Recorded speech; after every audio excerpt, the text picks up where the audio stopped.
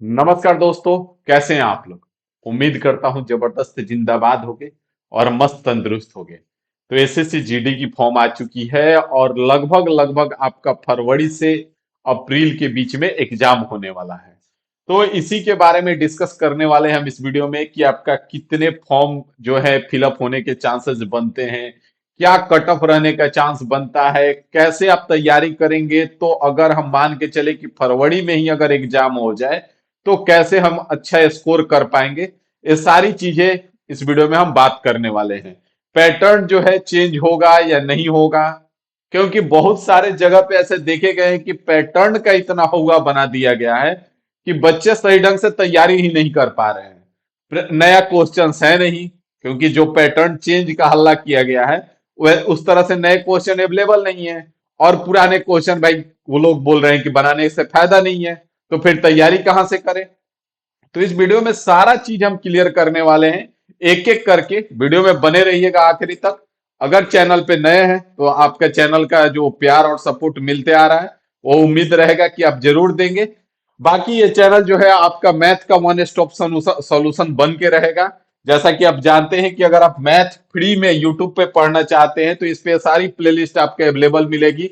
Complete math pro level का आपका 82 lecture मिलेगा, सारा लेक्चर लाइव कराया गया है। एक एक टॉपिक में इसमें जाएंगे तो आपको 200 300 सवाल प्रैक्टिस तक करा दिया गया है। आपको प्रैक्टिस भी बाहर से करने का जरूरत नहीं पड़ेगा। यहाँ पे देखेंगे कंप्लीट मैथ प्रो लेवल में, एडवांस मैथ में ज्योमेट्री का 40 लेक्चर आपको मिलेगा। आगे बढ़ेंगे तो आपको और भी मिलेंगे, मेंसुरेशन का 17 लेक्चर यहाँ पे मिल जाएगा। अलजेब्रा हम कह रहे हैं कि यहाँ पे आपको 5 लेक्चर दिख रहा होगा, इसमें से आपको 4 लेक्चर करना है। उसके बाद आपका ज्योमेट्री अलजेब्रा का सवाल लगभग 99% आप करके आओगे। इधर अगर आप स्पीड में करना चाहते हो कि स्पीड में रिवीजन हो जाए, तो 51 दिन 51 मैराथन वाला सीरीज जिसमें 22 लेक्चर आपको दिख रहा होगा, लगभग लगभग सारा अर्थमेटिक यहां से आप क्लियर कर सकते हो। बाकी आगे भी आपके लिए और भी कंटेंट तैयार किया जा रहा है, बहुत जल्द आपको लाइव या रिकॉर्डेड में वीडियो मिलना शुरू हो जाएगा, या तो लाइव समय निकाल के आपको लाइव में मिलेंगे। बाकी चलते हैं हम एसएससी जीडी पे बात करते हैं कि क्या इस बार का माहौल होने वाला है हमारा। तो अगर एसएससी जीडी का सिलेक्शन प्रोसेस का बात करें हम, तो आपका सीबीटी होगा, उसके बाद पीईटी फिजिकल इफिशियंसी टेस्ट और पीएसटी फिजिकल स्टैंडर्ड टेस्ट। उसके बाद आपका मेडिकल होगा और आपके घर ज्वाइनिंग आएगा। देखा जाए तो बहुत ही शॉर्ट प्रोसेस होता है और इसीलिए कहीं ना कहीं ये भर्ती आसान भी होती है कि आसानी से लोगों को जॉब मिल जाता है। जैसे ग्रुप डी हो गया, आपका एसएससी जीडी हो गया, तो कहीं ना कहीं इसका प्रोसेस आसान है और भी एग्जाम्स के कंपैरिजन में। अब अगर एनटीपीसी का बात करें तो उसमें आप पहले सीबीटी 1 दोगे, फिर सीबीटी 2 दोगे, फिर अगर टाइपिंग में पड़ गया तो टाइपिंग दोगे। तो बहुत सारा कहीं ना कहीं प्रोसेस हो जाता है जहां पे छटने के चांसेस आपके ज्यादा बन जाते हैं। और अगर देखा जाए तो ये भर्ती जो है ये अच्छी खासी भर्ती मानी जाती है। आगे बढ़ते हैं हम यहाँ से। तो आपका एग्जाम पैटर्न जो होता है वो रीजनिंग के 20 सवाल होते हैं, मैथ के 20 सवाल, जीके और जीएस जो भी आपका 20 सवाल हो जाते हैं, और इंग्लिश और हिंदी, या तो इंग्लिश या तो हिंदी आपके 20 सवाल। टोटल 80 क्वेश्चन रहता है, आपका 60 मिनट का समय मिलता है। 1/4 आपका निगेटिव मार्किंग रहता है, 1/4 आपका निगेटिव मार्किंग होने वाला है। एक क्वेश्चन आपका 2 2 नंबर का रहेगा, मतलब कि टोटल 80 क्वेश्चन है आपके, टोटल जो मार्क्स होंगे वो 160 मार्क्स आपके होंगे। अब 160 मार्क्स में आपको बताएंगे हम कि कितना स्कोर करना होगा, पिछला कट ऑफ भी दिखाएंगे, एक एक करके हर एक चीज के बारे में बात करेंगे। अगर हम इसमें बात करें तो आप रीजनिंग में 18 19 आसानी से स्कोर कर सकते हो, मैथ में भी 18 19 आसानी से स्कोर कर सकते हो, और इंग्लिश अगर हिंदी आप लेके चलते हो तो इसमें भी लगभग 18 आप आसानी से स्कोर कर सकते हो। कोई बड़ा चीज नहीं है।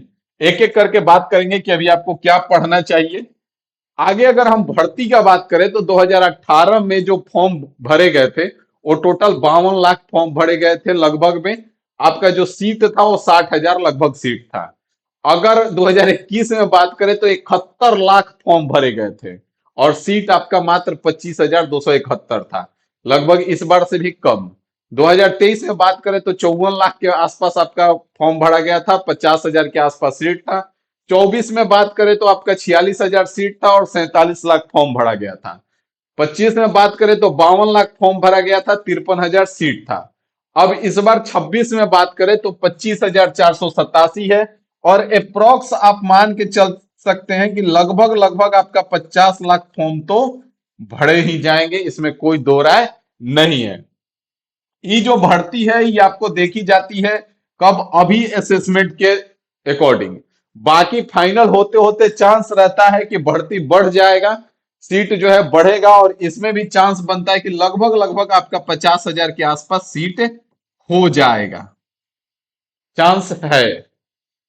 आगे बात करते हैं, अगर कट ऑफ का बात करें यहाँ पे भाई साहब हम, तो इसमें अलग अलग कट ऑफ निकलता है, आपका स्टेट वाइज अलग कट ऑफ निकलता है, स्टेट में भी आपका बॉर्डर एरिया और जनरल दोनों का अलग अलग कट ऑफ निकलता है।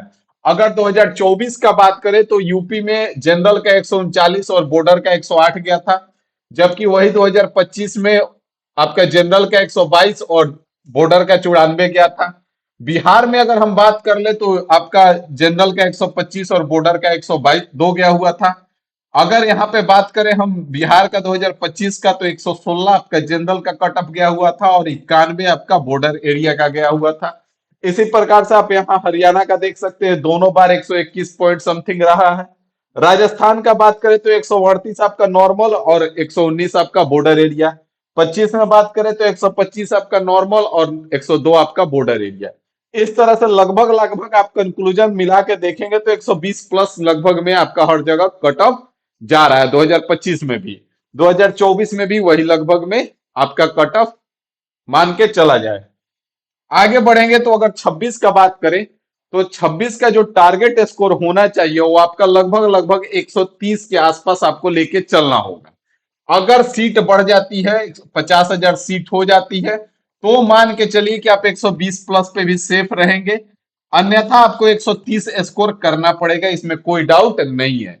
जनरल का हम बता रहे हैं 130, एक दो नंबर प्लस माइनस लेके चल सकते हैं, कि इतना हमको लेके चलना होगा। 130 नंबर स्कोर करने के लिए अगर हम बात करें तो आपको लगभग लगभग 65 क्वेश्चन आपको सही सही काट छांट के बनने चाहिए।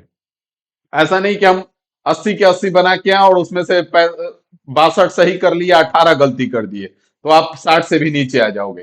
काट छाट के लगभग लगभग आपको 65 के आसपास रहना पड़ेगा। तो अगर हम देखें भाई साहब, तो रीजनिंग आपका 20 में 20 टारगेट करके चलना पड़ेगा, मान के चलिए कि आपका कट छट के 19 बन रहा है। और मैथ में भी वही आपका 20 में 20 टारगेट करके चलना होगा, काट छाट के मान लिए कि 19 बन रहा है। तो यहाँ पे 19 और 19 आपका 38 नंबर यहाँ से स्कोर हो जाएगा आसानी से, कोई बड़ा चीज नहीं है। अभी बात करेंगे कि अभी आपको किस पे फोकस करना है, कैसे करना है, एक एक चीज के बारे में बात करेंगे। अगर हिंदी का भी बात करें तो हिंदी आप 18 स्कोर कर सकते हो, और इसमें आप बात करो अगर हमारा, तो जीके में आप 20 में 15 तो मान के चलो कि हो जाता है, लेकिन अगर आप 15 नहीं भी करते हो तो 10 से 12 तो करके आना पड़ेगा, मतलब लगभग आप 12 के आसपास मान के चलते हो, तो यहाँ पे 68 होता है। अब इसी में आप एक दो क्वेश्चन इधर उधर कर सकते हो, मतलब कि इतना आपको टारगेट करके चलना होगा, इसमें कोई दो राय नहीं है। अब हम आगे बढ़ते हैं कि अभी हमको पढ़ना क्या होगा, तो किस हिसाब से अगर हम पढ़ते हैं तो हमारा सही रास्ता रहेगा। तो यहाँ पे आपको करना क्या है कि डेली एक टॉपिक अभी लेकर के चलना है। सबसे पहले डेली एक टॉपिक, मैथ का एक टॉपिक उठाइए, उसको पूरा रिवाइज कर लीजिए, प्रैक्टिस कर लीजिए। रीजनिंग अगर कंप्लीट है तो देख लीजिए उसमें से जो जो टॉपिक आपका फंसता है उसको उठाइए, रिवाइज कर लीजिए, उसका प्रैक्टिस कर लीजिए। जीए का भी वही कीजिए और हिंदी का भी वही करेंगे। मतलब 30 दिन में आप 30 टॉपिक कंप्लीट कर लेंगे हर एक एक चीज का। तो मैथ आपका 30 टॉपिक है नहीं, 25 टॉपिक लगभग है। रीजनिंग आपका 30 टॉपिक है नहीं, वो भी आपका 25 से 30 के आसपास है। तो मतलब कि आप मान के चलिए कि 30 दिन में लगभग आपका मैथ और रीजनिंग का रिवीजन और प्रैक्टिस आपका हो जाएगा। बच जाएगा आपका जीए का बहुत सारा टॉपिक, तो फिर इधर आप दो दो तीन तीन टॉपिक एक एक दिन में आप कवर कर सकते हैं फिर आसानी से। हिंदी भी आप अगर रोज एक टॉपिक करते हैं तो 30 दिन में लगभग 30 टॉपिक आपका कवर हो जाएगा, उसके बाद कुछ बचेगा नहीं। और साथ में क्या करना होगा, तो डेली एक आपको फुल मॉक लगाना है। अगर आप डेली नहीं भी लगाते हो तो अल्टरनेट तो जरूर लगाना है भाई साहब, अल्टरनेट तो जरूर लगाना है। साथ ही साथ कोशिश करेंगे कि एक एक सब्जेक्ट सब्जेक्ट वाइज मॉक लगाएं, और कोशिश कीजिएगा कि ज्यादा पहले पीवाईक्यू लगाएं। बहुत सारे लोगों को ये भ्रम फैला दिया गया है कि पैटर्न चेंज होगा। इस बार आप देखें कि सीजीएल का भी कटअप पिछला बार के कंपैरिजन में कम गया। तो ये भ्रम इतना ना फैल गया है कि पैटर्न चेंज हो जाएगा, तो इस चक्कर में पीवाईक्यू भाई पढ़ो मत, और नए क्वेश्चन है नहीं, तो फिर करें किया क्या जाए। तो पीवाईक्यू ज्यादा से ज्यादा कोशिश कीजिए कि पीवाईक्यू लगाएं। उसके बाद आपको साथ में एक चीज का ख्याल रखना होगा कि जो आप मॉक लगाओगे इसका शॉर्ट नोट्स जरूर बनाओगे। जो जो क्वेश्चन फंस रहा है, जिसमें आपको जो कॉन्सेप्ट नया लग रहा है, बढ़िया लग रहा है, जो फॉर्मूला आप बार बार भूल रहे हो, वो सारा शॉर्ट नोट्स में आप लिखते जाओगे, ताकि लास्ट टाइम पे रिवीजन आपको जो एक दो दिन पहले रिवीजन किया जाता है वो इसी का रिवीजन किया जाता है।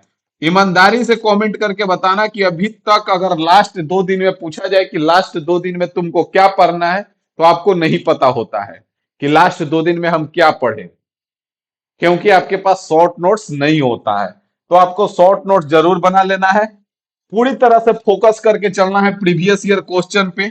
मैक्सिमम आप फोकस करेंगे प्रीवियस ईयर क्वेश्चन पे, इतना से आपका बढ़िया स्कोर करके आएंगे, इसमें कोई दो राय नहीं है। और ये सब भ्रम और मिथ्य से दूर रहें, ठीक है। बाकी उम्मीद है कि आपका सारा डाउट क्लियर हो गया होगा। बहुत सारे लोगों का कमेंट आ रहा था कि सर एसएससी जीडी के लिए क्या करें, तो उम्मीद है कि आपका सारा डाउट क्लियर हो गया होगा, और अब आप अपनी एक तैयारी को नई रणनीति देंगे और जम के लगेंगे। बाकी वीडियो अच्छा लगा हो तो शेयर जरूर कीजिएगा। आपका प्यार और सपोर्ट हमेशा से बना रहा है, जिसके कारण आज हम यहां तक हैं, तो आगे भी रहेंगे, ठीक है। बाकी मिलते हैं अगले वीडियो में अगली जानकारी के साथ। अभी के लिए इतना ही रखेंगे। Thank you.